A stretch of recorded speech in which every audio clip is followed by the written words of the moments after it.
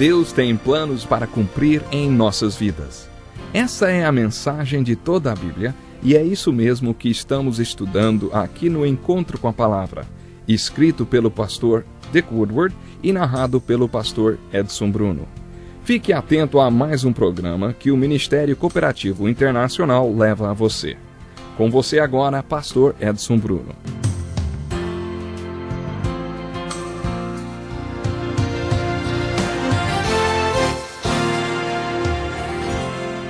Seja bem-vindo ao nosso Encontro com a Palavra de hoje.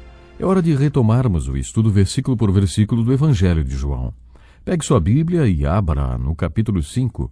Hoje estudaremos a partir do versículo 17. Mas antes de iniciarmos, vamos recapitular algumas coisas que vimos em programas anteriores. O capítulo 5 de João inicia uma nova sessão dentro desse Evangelho. É nesse capítulo que começa uma discussão acirrada entre Jesus e os líderes religiosos. Essa discussão começa no capítulo 5 e vai até o capítulo 8, apesar de sofrer algumas interrupções e mudanças de cenários. Nestes capítulos podemos observar que Jesus declara para os líderes religiosos quem ele é, o que ele é e por que ele veio ao mundo. Como já destaquei, no final deste diálogo, no final do capítulo 8, alguns creram em Jesus e alguns outros tentaram apedrejá-lo. Esta foi uma escolha que Jesus deu a eles e que também dá a nós. Você está lembrado da lição de casa que eu passei? Pedi que você anotasse as declarações que Jesus fez a respeito dele mesmo nesses 4 capítulos. Eu desafiei a examinar todas as declarações de Jesus a respeito dele mesmo, sobre quem e o que ele é e por que ele veio ao mundo, e então decidir se você vai escolher fazer dele o Senhor da sua vida ou se vai ignorar tudo isto. C.S. Lewis diz que podemos fazer a seguinte escolha. Podemos chamar Jesus de Senhor, ou podemos dizer que ele é um mentiroso e o maior impostor que o mundo já conheceu, ou podemos dizer que ele é um tipo lunático. Você fez essa lição de casa? Preparou esta lista das declarações que Jesus fez a respeito dele mesmo? Se ainda não fez, faça e decida o que Jesus será para você. Nos 16 primeiros versículos do capítulo 5, temos o relato de uma cura. É uma história muito bonita. Vou revisar essa história para aqueles que perderam essa aula. Havia uma grande multidão de fracos e doentes amontoados próximos às 5 portas que rodeavam um poço. O poço chamado Betesda, ou o tanque de Betesda. Quando Jesus se aproximou do templo, não pôde simplesmente ignorar toda aquela multidão de necessitados e começou a caminhar entre eles até que encontrou o mais debilitado de todos. Ele curou esse homem, talvez porque, na verdade, ele já tivesse perdido as esperanças de ser curado ali no tanque de Betesda. Havia uma superstição que dizia que o primeiro que mergulhasse nas águas deste tanque, depois que elas tivessem sido agitadas por um anjo, seria curado. Falamos sobre esta multidão de fracos e doentes ser uma figura da Igreja de Jesus Cristo hoje, na grande maioria. É a igreja hoje, feita de fracos, doentes. E você faz parte desta igreja? Console-se em saber que, no Apocalipse, Jesus aparece no meio da sua igreja. Jesus é aquele que caminha entre a multidão de fracos e doentes. Aqueles que professam ser a igreja de Jesus. E olha, ele procura pelo mais fraco de todos. Foi isso que Jesus fez. Talvez Jesus esteja procurando por você, não é? Pode ser que, quando encontrá-lo, ele faça a você a mesma pergunta que fez para aquele homem lá no tanque de Betesda, o homem que foi curado. Jesus perguntou: você quer ser curado? É como se Jesus perguntasse hoje para algumas pessoas: você quer ser uma pessoa plena ou vai se contentar com esta vidinha medíocre que está levando, vivendo apenas um fragmento do que seria uma vida com Cristo? O que aprendemos com o homem do tanque de Betesda é: desista do tanque de Betesda que não cura ninguém, nem traz solução nenhuma para o seu problema, e volte-se para Cristo, que é o único que pode verdadeiramente fazê-lo pleno e completo. Venha para Jesus como você está, com toda a sua fraqueza, porque Ele o convida para vir do jeito que você está. A promessa que milhões têm experimentado é que, se você vier a Ele da forma como está, reconhecendo que Ele é o Cordeiro de Deus, você não será mais o mesmo. Como o apóstolo Paulo afirmou, você pode descobrir que a sua fraqueza é uma oportunidade para que Jesus mostre a força dele, porque a força dele se aperfeiçoa na sua fraqueza. Ele pode fazer de você uma pessoa completa e plena. E aí, como o homem do tanque de Betesda, você pode se tornar uma peça estratégica para o reino de Deus. Seja um daqueles argumentos irrefutáveis de Cristo para o mundo de hoje. A pessoa feita plena por Jesus é um dos seus testemunhos mais fortes para o mundo. A maior evidência de quem Deus é o ser humano em quem Deus fez uma obra grande, tão grande que o mundo simplesmente não consegue negar. Vimos que esse homem se tornou o pivô da acirrada discussão entre Jesus e os líderes religiosos, que durou do capítulo 5 até o capítulo 8. Observe todas as declarações que Jesus fez durante esse diálogo. A partir do versículo 17, lemos o seguinte: Disse-lhes Jesus: Meu Pai continua trabalhando até hoje, e eu também estou trabalhando. Por essa razão, os judeus mais ainda queriam matá-lo, pois não somente estava violando o sábado, mas também estava dizendo que Deus era o seu próprio Pai, igualando-se a Deus.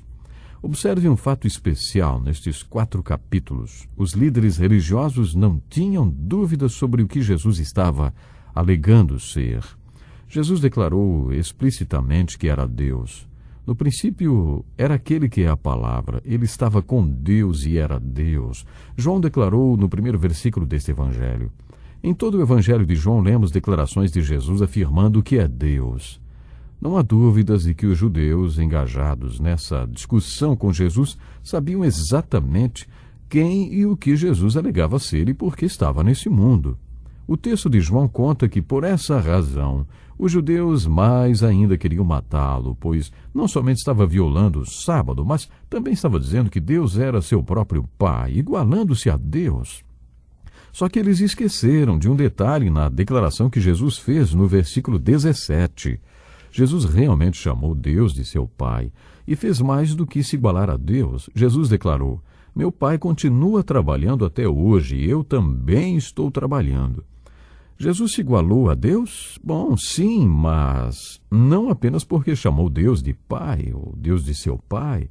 Pense um pouco comigo. Que tipo de argumentação você usaria se quisesse provar que alguém que se alegava ser Deus estava mentindo? O primeiro argumento poderia ser: você pode fazer o que Deus faz? Deus criou os céus e a terra, e você pode fazer isto? Os primeiros versículos do Evangelho de João afirmam que Jesus pôde. Ele foi o Criador de tudo e sem ele nada do que foi feito poderia existir. Outro argumento seria: você pode fazer as obras que Deus faz? Esta foi a primeira declaração de Jesus. Meu Pai continua trabalhando até hoje e eu também estou trabalhando. No versículo 19, Jesus afirmou. Jesus lhes deu esta resposta, assim está escrito: Eu lhes digo verdadeiramente que o Filho não pode fazer nada de si mesmo. Só pode fazer o que vê o Pai fazer, porque o que o Pai faz, o Filho também faz. Tudo que Deus faz, Jesus também pode fazer. No versículo 20, Jesus continua com as declarações. Pois o Pai ama o Filho e lhe mostra tudo o que faz. Sim, para a admiração de vocês, ele lhe mostrará obras ainda maiores do que estas. No versículo 21, Jesus começa a ser mais específico a respeito de sua obra. Pois, da mesma forma que o Pai ressuscita os mortos e lhes dá vida, o Filho também dá vida a quem ele quer. Uma das maiores provas do poder de Deus é a ressurreição. O apóstolo Paulo mostrou sua fascinação por isto e sempre enfatizava o poder de ressurreição de Jesus como uma das maiores expressões do poder de Deus. No versículo 21, Jesus também enfocou a ressurreição como base para a sua declaração. É Deus quem ressuscita os mortos e dá ao Filho poder para dar a vida a quem ele quiser. No versículo 20, Jesus afirmou: O Pai ama o Filho e lhe mostra tudo o que faz. Sim, para a admiração de vocês, ele lhe mostrará obras ainda maiores do que estas. No capítulo 11, lemos que Jesus ressuscitou um homem chamado Lázaro, provando o que ele afirmou no versículo 21 do capítulo 5. Nos versículos 22 e 23, Jesus declara assim: Além disso, o Pai a ninguém julga, mas confiou todo o julgamento ao Filho para que todos honrem o Filho como honram o Pai. Aquele que não honra o Filho também não honra o Pai que o enviou. Esta é uma declaração e tanto. Você acredita que Jesus era Deus? Como acabamos de demonstrar, é impossível ler essas declarações de Jesus sobre ele mesmo, sem concluir que o próprio Jesus Cristo alegou que era e que é Deus. Teologicamente, é vital que você creia na deidade de Jesus Cristo, porque se ele não fosse Deus ao morrer na cruz, você e eu estaríamos perdidos. Se ele não fosse Deus quando morreu por nossos pecados, então ele precisaria de um Salvador para morrer pelos pecados dele. Foi por causa de quem ele era que a morte de Jesus na cruz foi a base de salvação para um mundo cheio de pecadores. É de vital importância para todos nós que confessemos que Jesus é o nosso Salvador, Senhor e Deus.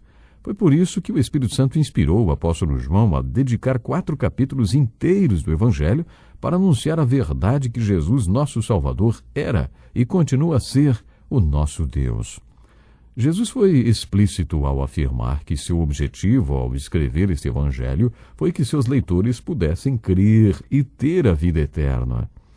Com este objetivo, João registrou esta discussão de Jesus com os líderes religiosos.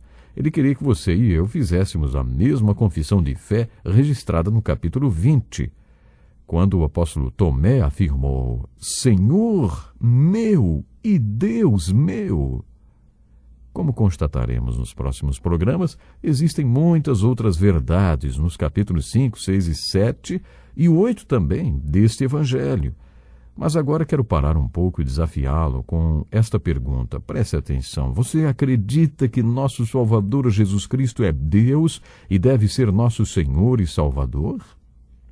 Se você confia em Jesus como seu Salvador, mais ainda não o coroou como Senhor da sua vida, então faça isso agora. Diga a Jesus que você quer que ele seja o Senhor da sua vida e que, a partir desse momento, você entrega o controle da sua vida para ele. Você pode fazer isso como o apóstolo Paulo fez. Diga simplesmente: Senhor, o que o Senhor quer que eu faça com o resto da minha vida? Isso significa que você estaria se entregando totalmente para o Senhor Jesus. O grande Paulo, antigamente chamado Saulo, quando ele se entregou para o Senhor, ele fez essa pergunta: Senhor, o que o Senhor quer que eu faça com o resto da minha vida? Estava pronto para depositar tudo para o Senhor Jesus. Entregando-se completamente para o Mestre. Nos próximos programas continuaremos a estudar em detalhes as verdades contidas no Evangelho de João. Para mim vai ser uma alegria muito grande poder contar com você no próximo encontro com a Palavra. Portanto, se programe e vamos continuar estudando a Palavra de Deus. Deus lhe abençoe e até lá.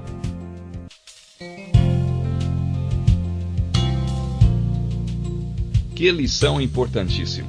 Obrigado, pastor Edson Bruno. Prezado ouvinte, coloque em prática o que você ouviu aqui. Sem dúvida, sua vida será grandemente abençoada. Este é um estudo escrito pelo Dr. Dick Woodward, na voz do pastor Edson Bruno. Escreva-nos e solicite o material.